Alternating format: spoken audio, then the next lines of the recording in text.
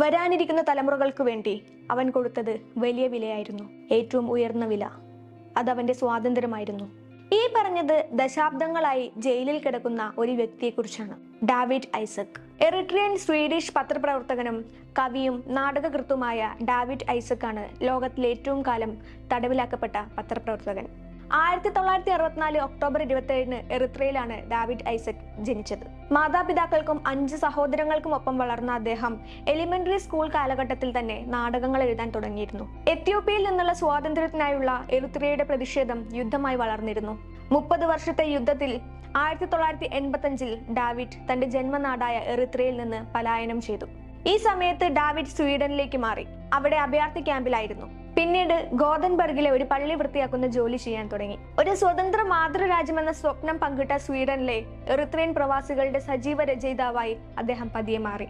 1992 എറിത്രയുടെ സ്വാതന്ത്ര്യം ഔദ്യോഗികമായി അംഗീകരിക്കപ്പെട്ടപ്പോൾ ഡാവിഡ് പുതിയ രാജ്യത്തിന്റെ തലസ്ഥാനമായ അസ്മാരയിലേക്ക് മടങ്ങി.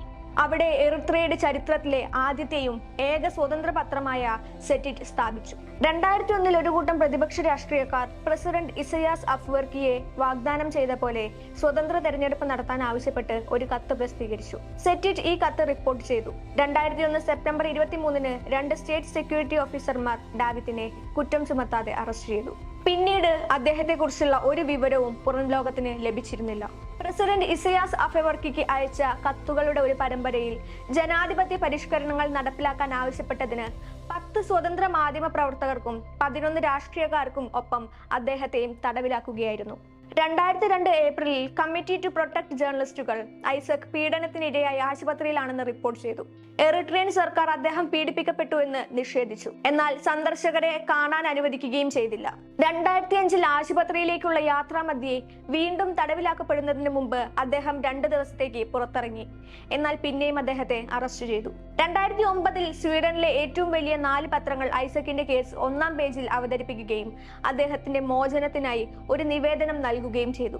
എന്നാൽ ആ വർഷം അവസാനം ഒരു TV അഭിമുഖത്തിൽ എറിട്രിയൻ പ്രസിഡന്റ് ഈ വിഷയം തള്ളിക്കളഞ്ഞു. എറിട്രിയൻ ജയിലിന്റെ അവസ്ഥ വളരെ മോശമാണ്. വേനൽക്കാലത്ത് ജയിലിലെ താപനില പതിവായി 45 ഡിഗ്രി സെൽഷ്യസ് വരെ എത്താറുണ്ട്. ഡാവിഡിന്റെ 7 സഹപ്രവർത്തകർ ജയിലിൽ വെച്ച് മരിച്ചിട്ടുണ്ട്. കൂടാതെ അദ്ദേഹം പല അവസരങ്ങളിലും മരിച്ചതായി കിംവദന്തികൾ പുറത്തു വന്നിരുന്നു. 2016 ജൂൺ 20 എറിത്രയുടെ വിദേശകാര്യമന്ത്രി ഒസ്മാൻ സാലിഹ് ഡാവിഡ് ഐസക് ജീവിച്ചിരിപ്പുണ്ടെന്ന് പ്രസ്താവിച്ചു. മനുഷ്യാവകാശ ലംഘനത്തിന്റെ ഏറ്റവും ക്രൂരമായ ഇരയായ അദ്ദേഹത്തിനാണ് ഈ വർഷത്തെ സ്വീഡിഷ് മനുഷ്യാവകാശ പുരസ്കാരം ലഭിച്ചത്.